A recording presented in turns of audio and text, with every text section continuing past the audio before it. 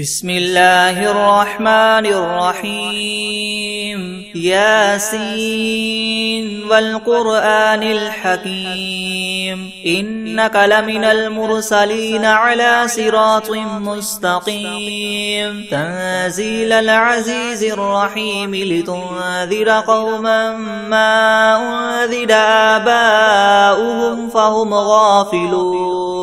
لقد حق القول على أكثرهم فهم لا يؤمنون إنا جعلنا في أعناقهم مغلالا فهي إلى الأذقان فهم مقمحون وجعلنا من بين أيديهم سدا ومن خلفهم سدا فأغشيناهم فهم لا يبصرون وسواء عليهم أنذرتهم أم لم تنذرهم لا يؤمنون إنما تنذر من اتبع الذكر وخشي الرحمن بالغيب فبشره بمغفرة وأجر كريم إنا نحن نحيي الموتى ونكتب ما قدموا وآثارهم وكل شيء أحصيناه في إمام مبين واضرب لهم مثلا أصحاب القرية إذ جاءها المرسلون إذ أرسلنا إليهم اثنين فكذبوهما فعززنا بثالث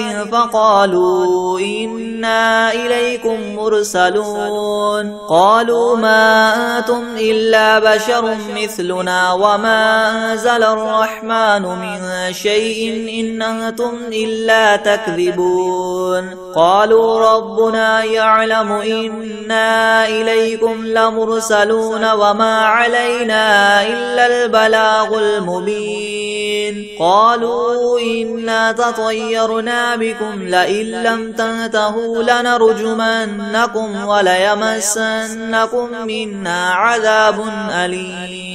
قالوا طائركم معكم أئن ذكرتم بل أنتم قوم مسرفون وجاء من أقصى المدينة رجل يسعى قال يا قوم اتبعوا المرسلين اتبعوا من لا يسألكم أجرا وهم مهتدون وما لي لا أعبد الذي فطرني وإليه ترجعون أتخذ من دونه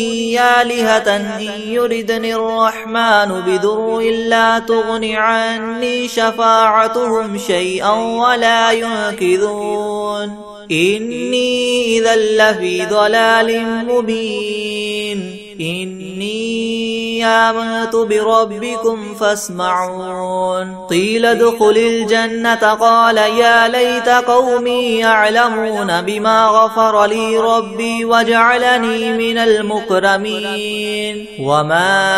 أنزلنا على قومه من بعده من جند من السماء وما كنا منزلين إن كانت إلا صيحة واحدة فإذا هم خامدون يا حسرة على العباد ما يأتيهم من رسول إلا كانوا به يستهزئون ألم يروا كم أهلكنا قبلهم من القرون أنهم إليهم لا يرجعون وإن كل لما جميع لدينا محضرون وآية لهم الأرض الميتة أحييناها وأخرجنا منها حبا فمنه يأكلون وجعلنا فيها جنات من نخيل وأعناب وفجرنا فيها من العيون ليأكلوا من ثمره وما عملته أيديهم أفلا يشكرون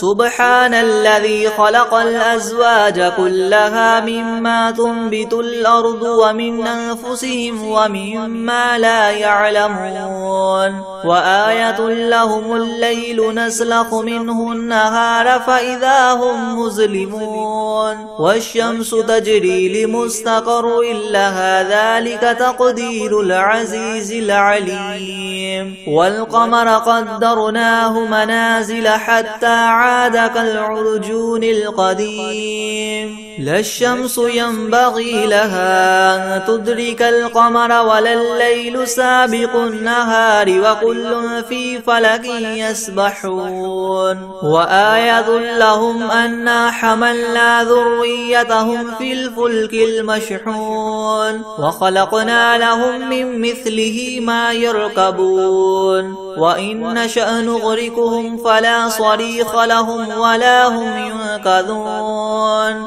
إلا رحمة منا ومتاعا إلى حين وإذا قيل لهم اتقوا ما بين أيديكم وما خلفكم لعلكم ترحمون وما تأتيهم من آية من آيات ربهم إلا كانوا عنها معرضين وإذا قيل لهم انفقوا مما رزقكم الله قال الذين كفروا للذين آمنوا ونطعم من لو يشاء الله وطعمه إن أنتم إلا في ضلال مبين ويقولون متى هذا الوعد إن كنتم صادقين ما ينظرون إلا صيحة واحدة تأخذهم وهم يخصمون فلا يستطيعون توصية ولا إلى أهلهم يرجعون ونفخ في الصور فإذا هم من الأجداث إلى ربهم ينسلون قالوا يا ويلنا من بعثنا من مرقدنا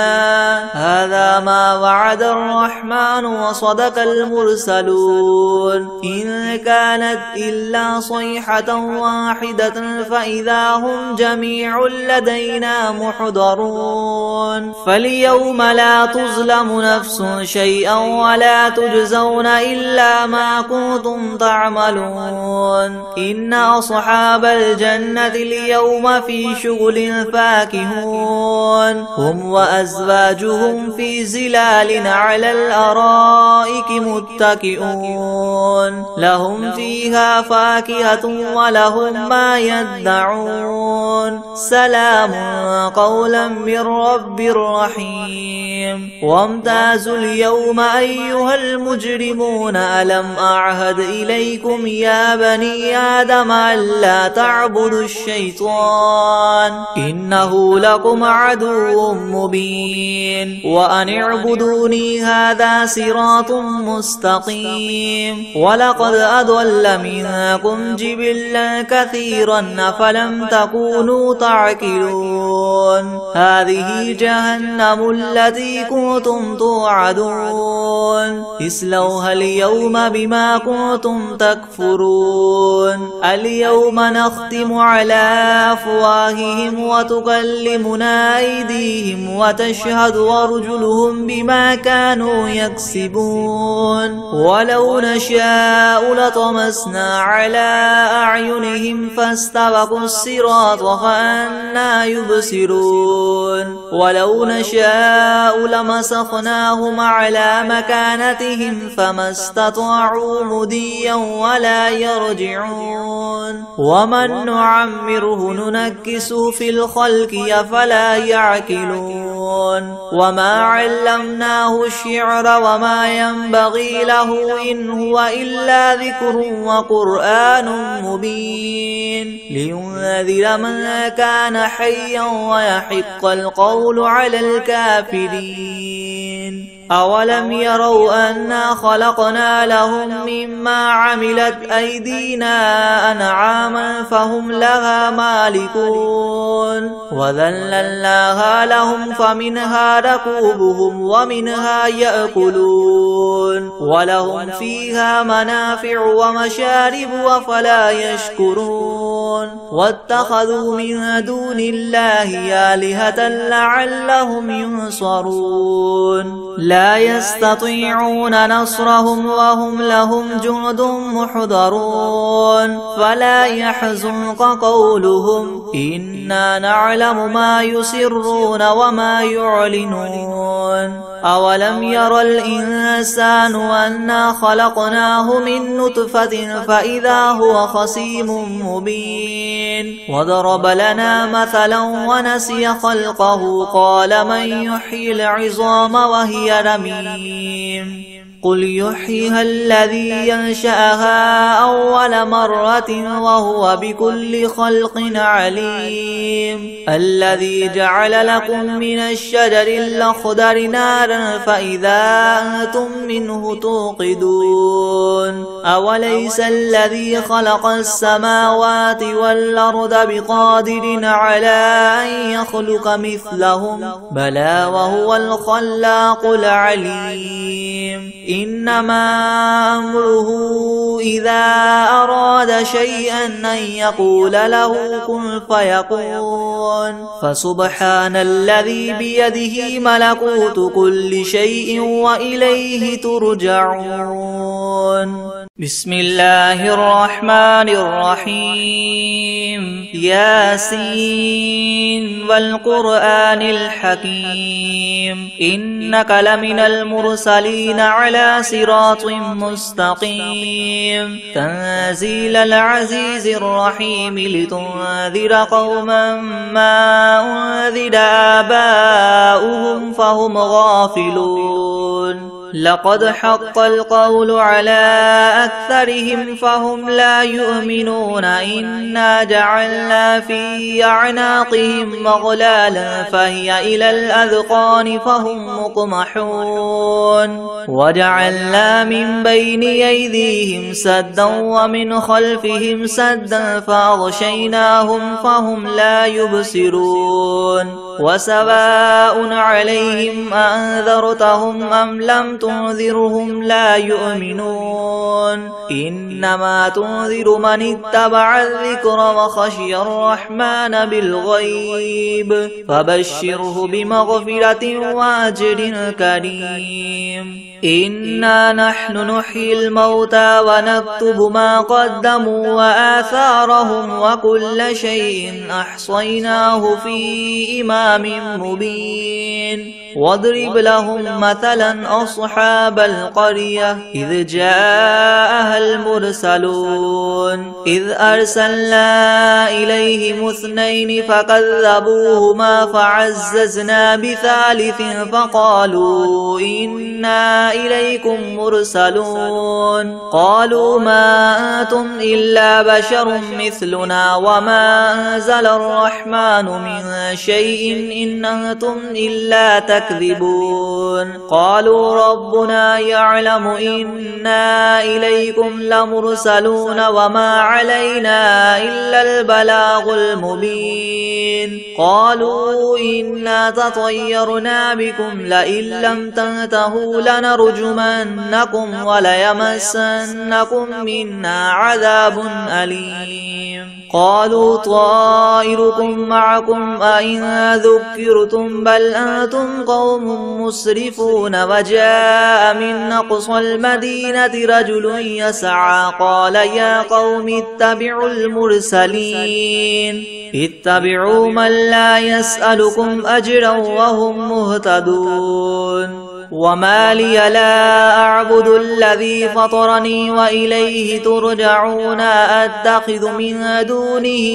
آلهة إن يردني الرحمن بضر لا تغن عني شفاعتهم شيئا ولا ينقذون إني إذا لفي ضلال مبين إني آمنت بربكم فاسمعون قيل ادخل الجنة قال يا ليت قومي يعلمون بما غفر لي ربي وجعلني من المكرمين وما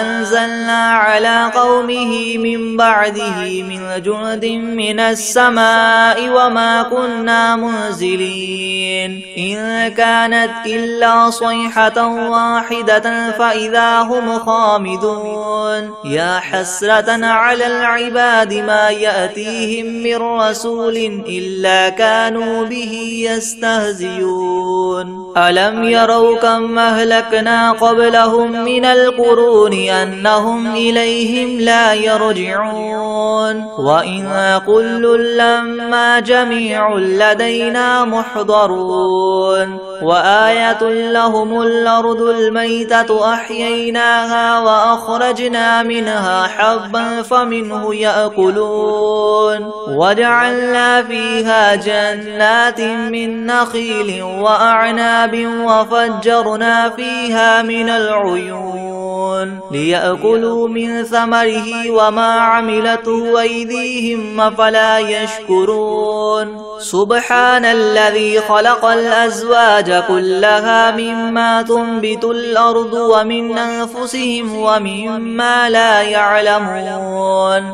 وآية لهم الليل نسلخ منه النهار فإذا هم مظلمون والشمس تجري لمستقر لها ذلك تقدير العزيز العليم والقمر قدرناه منازل حتى عاد كالعرجون القديم لا الشمس ينبغي لها أن تدرك القمر ولا الليل سابق النهار وكل في فلك يسبحون وآية لهم أنا حملنا ذريتهم في الفلك المشحون وخلقنا لهم من مثله ما يركبون وإن نشأ نغرقهم فلا صريخ لهم ولا هم ينقذون إلا رحمة منا ومتاعا إلى حين وإذا قيل لهم اتقوا ما بين أيديكم وما خلفكم لعلكم ترحمون وما تأتيهم من آية من آيات ربهم إلا كانوا عنها معرضين وإذا قيل لهم انفقوا مما رزقكم الله قال الذين كفروا للذين آمنوا ونطعم من لو يشاء الله وطعمه إن أنتم إلا في ضلال مبين ويقولون متى هذا الوعد إن كنتم صادقين ما ينظرون إلا صيحة واحدة تأخذهم وهم يخصمون فلا يستطيعون توصية ولا إلى أهلهم يرجعون ونفخ في الصور فإذا هم من الأجداث إلى ربهم ينسلون قالوا يا ويلنا من بعثنا من مرقدنا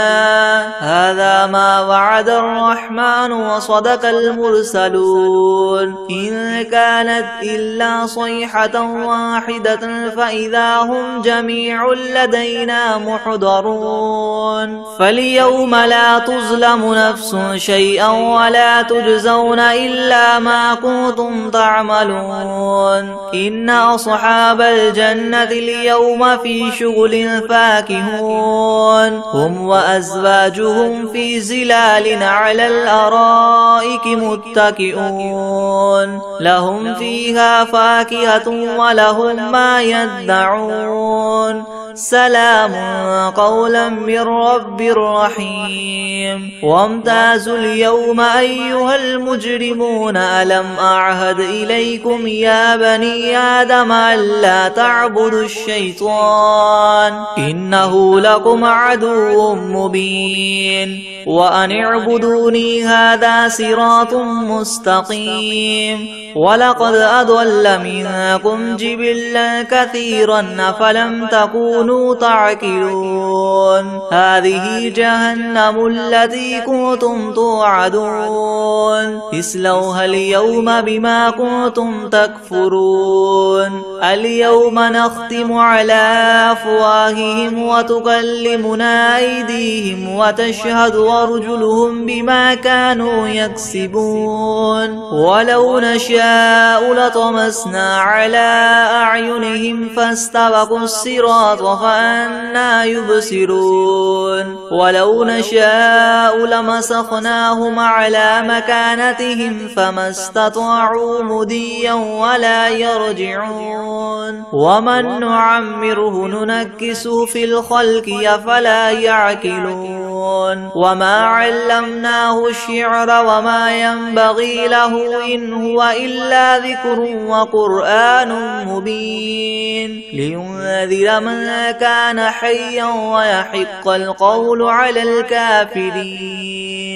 أولم يروا أنا خلقنا لهم مما عملت أيدينا أنعاما فهم لها مالكون وذللناها لهم فمنها ركوبهم ومنها يأكلون ولهم فيها منافع ومشارب أفلا يشكرون واتخذوا من دون الله آلهة لعلهم ينصرون لا يستطيعون نصرهم وهم لهم جند محضرون فلا يحزنك قولهم إنا نعلم ما يسرون وما يعلنون أولم ير الإنسان أنا خلقناه من نطفة فإذا هو خصيم مبين وضرب لنا مثلا ونسي خلقه قال من يحيي العظام وهي رميم قل يحييها الذي ينشأها أول مرة وهو بكل خلق عليم الذي جعل لكم من الشجر الأخضر نارا فإذا أنتم منه توقدون أوليس الذي خلق السماوات والأرض بقادر على أن يخلق مثلهم بلى وهو الخلاق العليم إنما أمره إذا أراد شيئا أن يقول له كن فيكون فسبحان الذي بيده ملكوت كل شيء وإليه ترجعون بسم الله الرحمن الرحيم الحمد لله رب العالمين الرحمن الرحيم مالك يوم الدين إياك نعبد وإياك نستعين اهدنا الصراط المستقيم صراط الذين أنعمت عليهم غير المغضوب عليهم ولا الضالين بسم الله الرحمن الرحيم ألف لام ميم ذلك الكتاب لا ريب فيه هدى للمتقين الذين يؤمنون بالغيب ويقيمون الصلاة ومما رزقناهم ينفقون والذين يؤمنون بما أنزل إليك وما أنزل من قبلك وبالآخرة هم يوقنون أولئك على هدى من ربهم وأولئك هم المفلحون وإلهكم إله واحد لا إله إلا هو الرحمن الرحيم الله لا إله إلا هو الحي القيوم لا تأخذه سنة ولا نوم له ما في السماوات وما في الأرض من ذا الذي يشفع عنده إلا بإذنه يعلم ما بين أيديهم وما خلفهم ولا يحيطون بشيء من علمه إلا بما شاء وسع كرسيه السماوات والأرض ولا يؤوده حفظهما وهو العلي العظيم لا إكراه في الدين قد تبين الرشد من الغي فمن يكفر بالطاغوت ويؤمن بالله فقد استمسك بالعروة الوثقى لا انفصام لها والله سميع عليم الله ولي الذين آمنوا يخرجهم من الظلمات إلى النور والذين كفروا أولياؤهم الطاغوت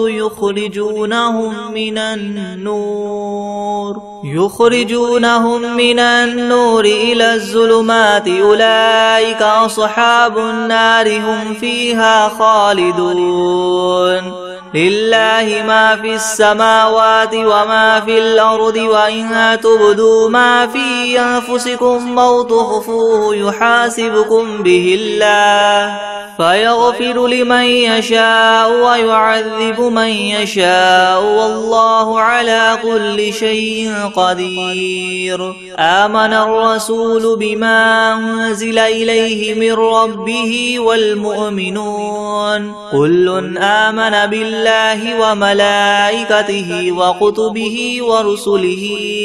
لا نفرق بين أحد من رسله وقالوا سمعنا وأطعنا غفرانك ربنا وإليك المصير لا يكلف الله نفسا إلا وسعها لها ما كسبت وعليها ما اكتسبت ربنا لا تؤاخذنا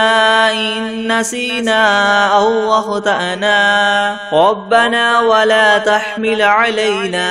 إسرا كما حملته على الذين من قبلنا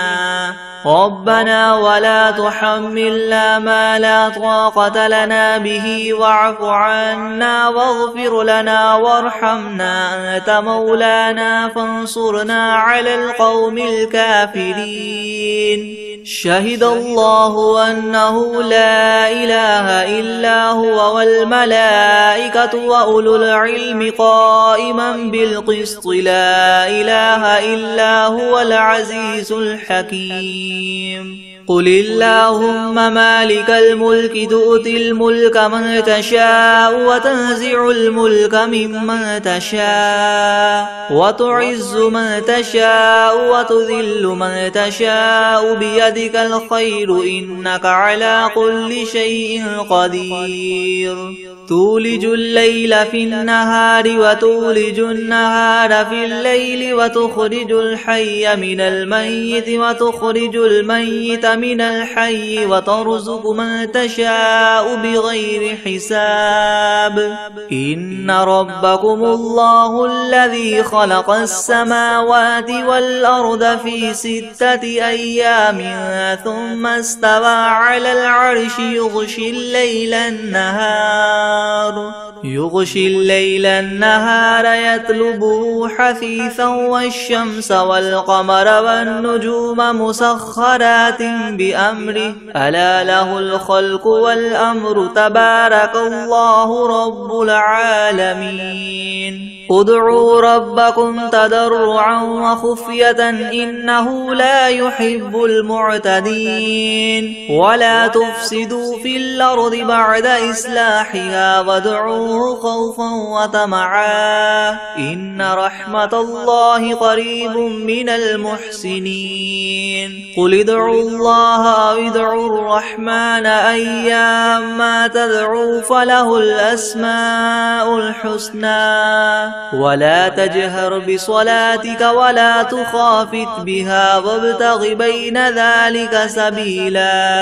وقل الحمد لله الذي لم يتخذ ولدا ولم يكن له شريك في الملك ولم يكن له ولي من الذل وكبره تكبيرا أفحسبتم أنما خلقناكم عبثا وأنكم إلينا لا ترجعون فتعالى الله الملك الحق لا إله إلا هو رب العرش الكريم ومن يدع مع الله إلها آخر لا برهان له به فإنما حسابه عند ربه إنه لا يفلح الكافرون وقل رب اغفر وارحم وأنت خير الراحمين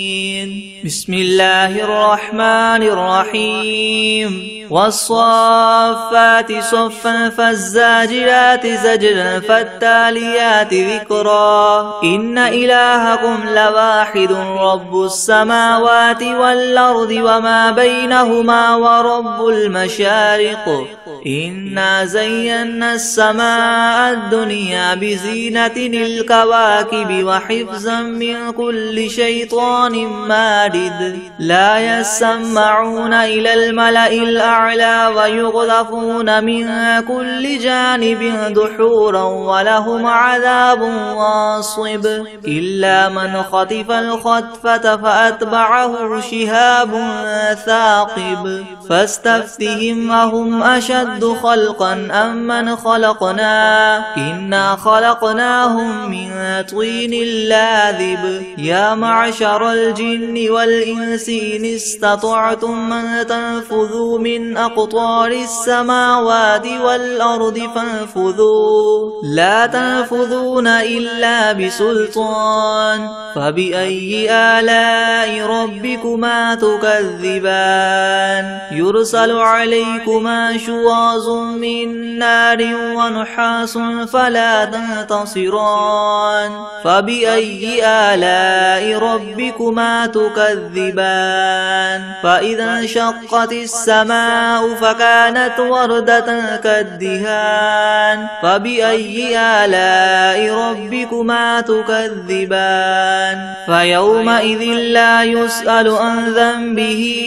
إنس ولا جان فبأي آلاء ربكما تكذبان لو أنزلنا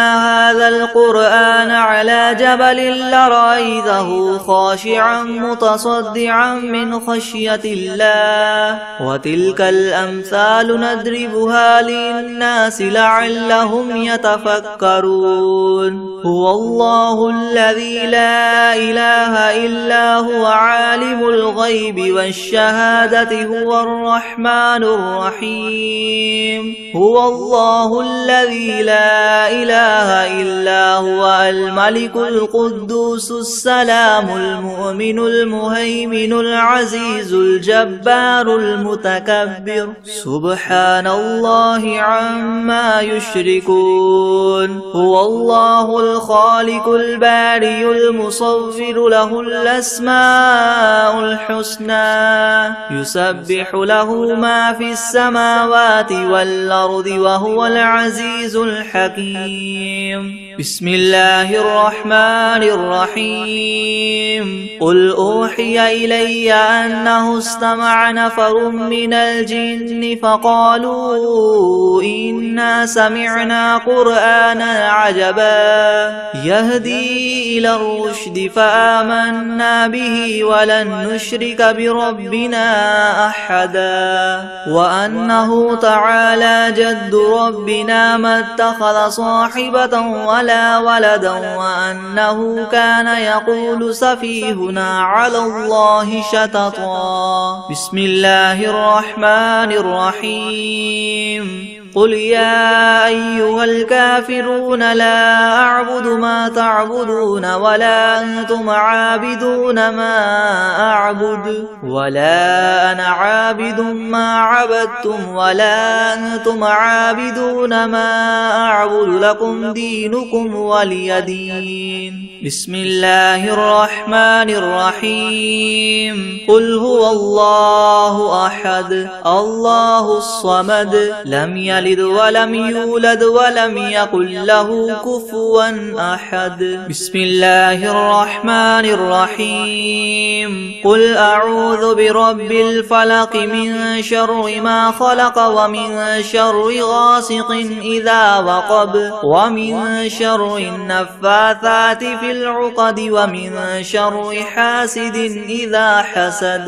بسم الله الرحمن الرحيم قل أعوذ أعوذ برب الناس ملك الناس إله الناس من شر الوسواس الخناس الذي يوسوس في صدور الناس من الجنة والناس. بسم الله الرحمن الرحيم. الرحمن علم القرآن خلق الإنسان علمه البيان. الشمس والقمر بحسبان والنجم والشجر يسجدان والسماء رفعها ووضع الميزان ألا تطغوا في الميزان وأقيموا الوزن بالقسط ولا تخسروا الميزان والأرض وضعها للأنام فيها فاكهة والنخل ذات الأكمام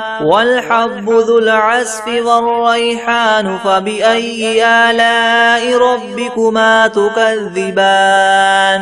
خلق الإنسان من صلصال كالفخار وخلق الجان من مارج من نار فبأي آلاء ربكما تكذبان. رب المشرقين ورب المغربين فبأي آلاء ربكما تكذبان. مرج البحرين يلتقيان بينهما برزخ لا يبغيان فبأي آلاء ربكما تكذبان. يخرج منهما اللؤلؤ والمرجان فبأي آلاء ربكما تكذبان. وله الجوار المنشآت في البحر كالأعلام فبأي آلاء ربكما تكذبان. كل من عليها فان ويبقى وجه ربك ذو الجلال والإكرام فبأي آلاء ربكما تكذبان.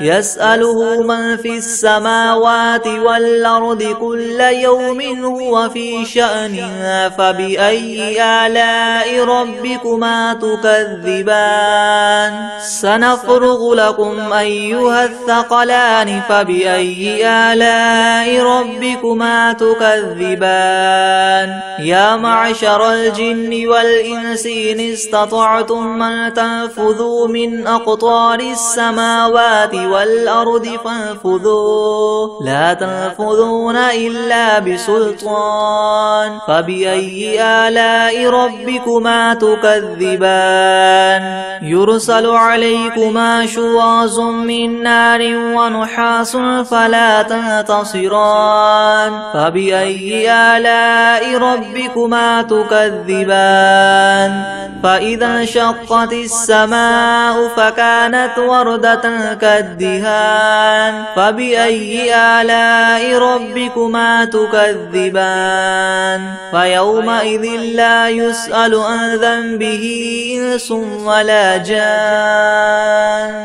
فبأي آلاء ربكما تكذبان. يعرف المجرمون بسيماهم فيؤخذ بالنواصي والأقدام فبأي آلاء ربكما تكذبان. هذه جهنم التي يكذب بها المجرمون يطوفون بينها وبين حميم آن فبأي آلاء ربكما تكذبان. ولمن خاف مقام ربه جنتان فبأي آلاء ربكما تكذبان. ذواتا أفنان فبأي آلاء ربكما تكذبان. فيهما عينان تجريان فبأي آلاء ربكما تكذبان. فيهما من كل فاكهة زوجان فبأي آلاء ربكما تكذبان. متكئين على فرش بطائنها بطائنها من استبرق وجنى الجنتين دان فبأي آلاء ربكما تكذبان فيهن قاصرات الطرف لم يطمثهن إنس قبلهم ولا جان فبأي آلاء ربكما تكذبان كأنهن الياقوت والمرجان فبأي آلاء ربكما تكذبان هل جزاء الإحسان إلا الإحسان فبأي آلاء ربكما تكذبان ومن دونهما جنتان فبأي آلاء ربكما تكذبان مدهامتان فبأي آلاء ربكما تكذبان فيهما عينان نضاختان فبأي آلاء ربكما تكذبان فيهما فاكهة ونخل ورمان فبأي آلاء ربكما تكذبان فيهن خيرات حسان فبأي آلاء ربكما تكذبان حور مقصورات في الخيام فبأي آلاء ربكما تكذبان لم يطمثهن إنس قبلهم ولا جان فبأي آلاء ربكما تكذبان متكئين على رفرف خضر وعبقري حسان فبأي آلاء ربكما تكذبان تبارك اسم ربك ذي الجلال والإكرام بسم الله الرحمن الرحيم والعاديات ضبحا فالموريات قدحا فالمغيرات صبحا فأثرن به نقعا فوسطن به جمعا إن الإنسان لربه لكنود وإنه على ذلك لشهيد وإنه لحب الخير لشديد أفلا يعلم إذا بعثر ما في القبور وحصل ما في الصدور إن ربهم بهم يومئذ لخبير